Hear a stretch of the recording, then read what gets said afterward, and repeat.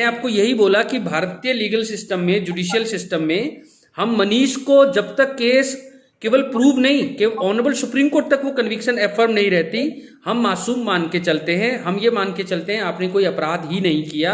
आपके सारे मानव अधिकार, जिसमें बेल का अधिकार भी है, आप जरूर कोशिश करें, लेकिन बार बार एक ही फॉरम के आगे बेल डालना सेम फैक्ट्स पे अलाउड नहीं है। अलग अलग फैक्ट्स यानी स्थिति में कुछ चेंज आने पर आप जरूर एक ही जज साहब के आगे बेल अप्लाई कर सकते हैं। अगर आप मान लो लर्नेड सर मैंने ऐसा ट्राई किया था, लेकिन सर सेम ही रीजन जैसे सीआईडी का बोल रहे हैं कि अभी इंक्वायरी चल रही है और हम जैसे 5 पार्टनर है, तो जैसे आईटी एक्ट सर मेरा मतलब उसमें कुछ नहीं था। आईटी एक्ट का मैंने कुछ नहीं ऐसा किया कि आईटी एक्ट मेरे पर लगे, लेकिन धारा सब पे सेम लगाई हुई है। देखें, जब आईटी एक्ट और 420 लगा तो पुलिस वाले जब देखते हैं 5-6 पार्टनर हैं तो सेक्शन 34 या 149 या 120 बी लगा देते हैं। जब ये धाराएं लग जाती हैं तो 120 हाँ 120 बी है ना, यानी क्रिमिनल कंस्पिरेसी के तहत इस साइबर क्राइम को, ऑनलाइन फ्रॉड को अंजाम दिया गया। ये एक नेसेसरी इविल है, क्योंकि आपको पता है कोई भी बड़े बड़े जो कंस्पिरेसी होते हैं वो एक आदमी नहीं, पूरे भारत में नहीं, पूरे वर्ल्ड में आजकल तो आपको पता है ऑनलाइन का जमाना है, इसका कोई टेरिटोरियल जुरिस्डिक्शन नहीं रहा। तो आप जरा सा मनीष पुलिस के एंगल से भी समझने की कोशिश करते हैं कि कितना मुश्किल है। एक बंदा कैलिफोर्निया से ऑपरेट कर रहा है या दुबई से ऑपरेट कर रहा है या पाकिस्तान से या तालिबान से या भारत से या महाराष्ट्र से या पंजाब से, हम पकड़ ही नहीं पाते। हमें गूगल वाले कोऑपरेट नहीं करते, कैलिफोर्निया से पुलिस वालों को मांगना पड़ता है कोऑपरेशन। मजिस्ट्रेट साहब ऑर्डर देते हैं, red corner notice, yellow corner notice. कितना ज्यादा पेचीदा मामला है और हम पुलिस वालों के ऊपर प्रेशर क्रिएट कर देते हैं। 90 दिन में कवर नहीं हुआ, चलो आईटी एक्ट है या एनडीपीएस एक्ट में तो 180 दिन हो जाता है, यूपोपा में मान लो 200। तो इस तरह से हम पुलिस के ऊपर प्रेशर डाल के रखते हैं, बेल आउट कर देंगे, बेल आउट कर देंगे। यही रीजन हो जाते हैं कि कई बार एज एन अंडर ट्रायल या कई बार केस होने के बावजूद फर्दर इन्वेस्टिगेशन, जैसे आपने कहा सर सीआईडी अभी भी इंक्वायरी कर रही है, चलान तो पेश हो गया। मैं मनीष आपको ये बताना चाहता हूं कि कई बार चलान आने के बावजूद पुलिस बिना हमारी इजाजत के 173 सबसेक्शन 8 में कार्रवाई पूरा कर सकती है, फर्दर इन्वेस्टिगेशन जारी रख सकती है और अनुपूरक चलान ला सकती है। और पुलिस ना सोर्स बताने के लिए बाध्य है, ना हमसे परमिशन लेने के लिए बाध्य है, क्योंकि अल्टीमेटली आर्टिकल 50 कॉन्स्टिट्यूशन में लिखा है पुलिस का काम पुलिस का, जज का काम जज का। चैप्टर 12 क्रिमिनल प्रोसीजर कोड में हम सुपरवाइज तो कर सकते हैं, लेकिन जब तक वो ईमानदारी से काम कर रही है, और सेक्शन 114 डी ऑन ई में प्रिजम्पशन ही है कि पुलिस ईमानदारी से काम कर रही है एविडेंस एक्ट में। तो ये मनीष कई सारे पहलू मजिस्ट्रेट साहब, सेशन जज साहब, प्रोसिक्यूटर को सुनकर, आपके रिमांड काउंसिल पैनल लॉयर को सुनकर, आपको सुनकर फैसला करती है। ठीक है, ये मेरिट्स की बातें होती हैं, लेकिन अगर आप सेटिस्फाइड नहीं है तो आप ऑनरेबल हाई कोर्ट को अप्रोच कर सकते हैं, वहां से भी सेटिस्फाइड नहीं है तो आप ऑनरेबल सुप्रीम कोर्ट भी जा सकते हैं। कोई और प्रश्न? सर जैसे आपने बोला था कि 2 महीने से अगर ऊपर जैसे चार्ज पे लगे हुए केस तो बेल आउट कर सकते हैं।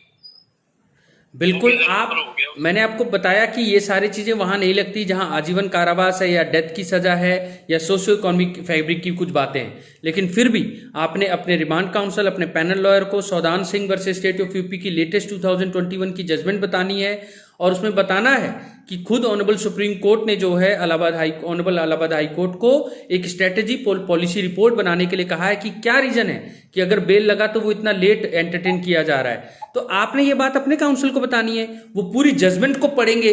सौदान सिंह में क्या आपका केस फॉल करता है, दाताराम में क्या आपका केस फॉल करता है। मैंने तो इकोनॉमिक के लिए भी आपको बताया, संजय चंद्रा की जजमेंट, अंडर ट्रायल के लिए दाताराम बताया।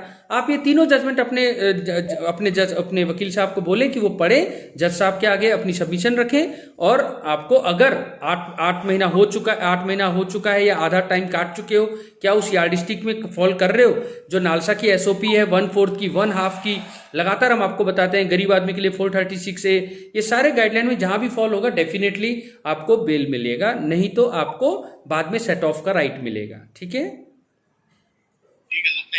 थैंक यू, नमस्कार। अभी रहते हैं प्रश्न किसी के, बताएं, पूछें।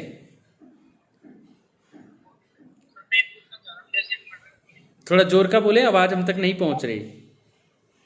जैसे सर मर्डर का केस है, यहाँ के और नीचे के कानून में, हिमाचल और हरियाणा कानून में जमीन आसमान का फर्क है। तो जैसे नीचे से से लाइव हो जाती है बंदे को 14 साल काट देती है। और यहाँ पे जो हिमाचल में कन्विक्शन होती है उसमें बंदे को केवल ही लाइव ही होती है। थोड़ा पास करके बोलो माइक को। हिमाचल में जैसे जैसे सर नीचे के केस में और ये मतलब कानून में और यहाँ के कानून में बहुत जमीन आसमान का फर्क है। नीचे से लाइव हो जाती है तो यहाँ पे नीचे पे बंदा 14 साल काटता है और यहाँ से लाइव हो जाती है तो बंदा को अनलिमिटेड होती है। ऐसा नहीं है, ऐसा नहीं है। भारत के पूरे कानून, चाहे वो हरियाणा हो, चाहे मद्रास, चाहे पंजाब, चाहे हिमाचल, एक ही कानून है। हाँ, एक जेल मैनुअल जरूर होता है। ये हर स्टेट का अपना अपना जेल मैनुअल होता है, ठीक है। जैसे ये हिमाचल का जेल मैनुअल है, पर पंजाब और हरियाणा और हिमाचल का ऑलमोस्ट सिमिलर होता है। लेकिन हम आपको बता दें, ऑनरेबल सुप्रीम कोर्ट ने डेथ पनिशमेंट को लेकर चाहे मोहम्मद मुन्ना की जजमेंट दी हो, चाहे ओएम चेरियन की, चाहे मथुरलिंगम की, चाहे ओम चेरियन की या श्रीधरन की, सारे जजमेंट पूरे भारत में एक जैसे अप्लाई होते हैं। पार्डनिंग का आर्टिकल 72, आर्टिकल 161 में प्रेसिडेंट साहब ने या गवर्नर ने देना है, पूरे भारत में एक जैसा है। रिमिशन का बेनिफिट आपको मिलेगा 433A में, पूरे भारत में एक जैसा है। सेट ऑफ का राइट 428, 427 में पूरे भारत में एक जैसा है। तो ऐसा नहीं है, जेल को इंप्लीमेंट करना हम पूरे भारत के जजेस ही डायरेक्शन देते हैं। इंप्लीमेंट करने की ड्यूटी जो है वो जेलर की होती है। जेलर ज्यादा से ज्यादा जेल मैनुअल में आप लोगों को कैसे रखा जाएगा, क्या खिलाया जाएगा, कैसे सुलाया जाएगा, कैसे उठाया जाएगा, कैसे मिलाया जाएगा, ये सब बातें लिखी होती हैं। लेकिन जो आप बात कर रहे हैं कि जमीन आसमान का फर्क है सजा देने में, ऐसा नहीं है। डेथ या लाइफ की ही सजा होती है, दो ही सजा मिलती है। डेथ बहुत रेयरेस्ट ऑफ रेयर, जब आप में सुधरने की गुंजाइश ही ना हो, बच्चन सिंह और मच्छी सिंह की गाइडलाइन पे मिलती है। लाइफ, इसके अलावा कोई सजा नहीं है। आपकी जो गलतफहमी है कि सर 14 साल और ये क्या चक्कर है, मैं बताता हूं। सेक्शन 57 इंडियन पिनल कोड में 20-20 साल का फ्रैक्शन होता है, और जेल मैनुअल के हिसाब से डेफिनेटली हर स्टेट में लिखा हुआ है। जैसे मान लो 14 साल आपने काट लिया, तो लोग सोचते थे कि 14 साल का मतलब होता है आजीवन कारावास। ये आपकी बात बिल्कुल सही है। पूरे भारत में कंफ्यूजन फैल गई थी कि 14 और 20 जो है आईपीसी में लिखा है। नहीं, सुप्रीम कोर्ट ने मोहम्मद मुन्ना में कहा नहीं, लाइफ का मतलब पूरा जीवन, वही मरेगा आदमी। लेकिन अगर वो अच्छा उसका कॉन्डक्ट है, व्यवहार अच्छा है, तो सरकार वक्त में आपको 15 अगस्त या 26 जनवरी या 2 अक्टूबर में बेनिफिट दे सकती है। वो बेनिफिट रिमिशन का, सस्पेंशन का, रिट्रीव का, पार्डनिंग का, इम्यूनिटी का होता है, जिसमें 14 लेकिन जिसमें डेथ मिल सकती थी, और आपको पहले ही जज साहब ने लिबरल होकर लाइफ दिया, तो 14 से नीचे जो छोड़ने लगे थे हरियाणा में, तो ओएम चौटाला वाली जजमेंट सुप्रीम कोर्ट के पास गई, संजीव उपाध्याय की जजमेंट सुप्रीम कोर्ट ने डांट लगाई कि ऐसा नहीं कर सकते आप। पहले जहां पर डेथ मिल सकता था, पहली जज साहब ने लिबरल होके दिया, और आप उसमें भी 14 साल से पीछे छोड़ रहे हैं, अब नहीं छोड़ सकते। तो कुछ गलतियां हो जाती हैं जेलर साहब से, कुछ सरकार से, वो गलतियां ठीक करती है ऑनरेबल सुप्रीम कोर्ट। लॉ नहीं, लेकिन इससे चेंज हो जाता है, ठीक है। और कोई? जैसे यहाँ पे हिमाचल में 14 साल के बाद थोड़ा पास रखें, थोड़ा पास रखें माइक को। आप लोग तो इधर लॉ ग्रेजुएट हो जाएंगे जितने हिसाब से आप क्वेश्चन पूछ के इंटरेस्ट ले रहे हैं। 29 में जेल है बोला। किसमें? 29 कौन? एनडीपीएस में 29। देखो, एनडीपीएस के सबसे बिगड़े बच्चे होते हैं 19, 24, 27 है, और कमर्शियल, ठीक है। जो आप बोल रहे हैं अबेटमेंट या कंस्पिरेसी वाली बातें होती हैं उसमें, तो वो अपने आप में कोई ऑफेंस नहीं है, वो ऑफेंस के साथ अबेट करने के लिए होता है। लेकिन जिसमें बेल मिलती ही नहीं है, ऑलमोस्ट नेग्लिजिबल है, वो 19, 24, 27A और कमर्शियल क्वांटिटी है।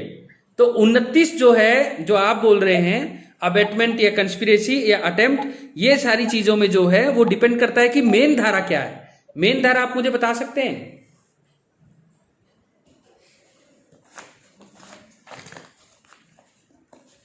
मेन धारा नहीं पता आपको? तो आप ये देखो, आप सेक्शन 29 बोल रहे थे ना, एनडीपीएस एक्ट।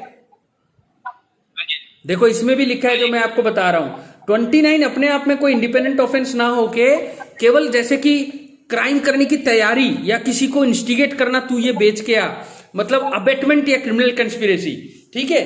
तो ये बहुत जो ऑफेंस है अपने आप में इंडिपेंडेंट ना होकर किसी के साथ करना पड़ता है, किसी को उकसाना या किसी के साथ एक सुनियोजित तरीके से एक अंजाम देना, ठीक है। तो इसके साथ कोई और धारा भी लगी होगी, वो आप शायद मुझे बता नहीं पा रहे, मगर 19, 24, 27 ए और कमर्शियल क्वांटिटी में सेक्शन 37 एनडीपीएस एक्ट के तहत बेल मिलना लोहे के चने चबाने के बराबर होता है, ऑलमोस्ट नहीं मिलता।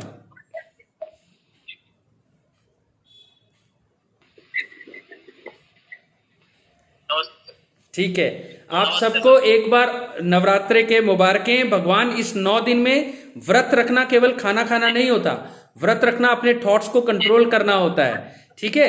हम नॉर्मली सोचते हैं जेल में सारे अनपढ़ गंवार हैं, उनको समझ नहीं आता, पर हम ऐसा नहीं मानते। हमें लगता है कि सबको समझ आता है। जितने भी आपके विचार आते हैं विपासना की तरह, विपासना में तो ये होता है, आदमी अपने आप को एक कमरे में बंद कर लेता है, उसको ना मोबाइल मिलता है ना किसी से बात करने का इजाजत, फिर वो अपने थॉट्स की बातें सुन के पागल हो जाता है कि ये तो कितना कुछ बोल रहा है। तो प्लीज आप लोग अपने को विपासना में रख के ऐसा सोचें कि आपको विपासना मिला है, एक मौका मिला है अपने थॉट्स को, अपने विचारों को पॉजिटिव बनाने का।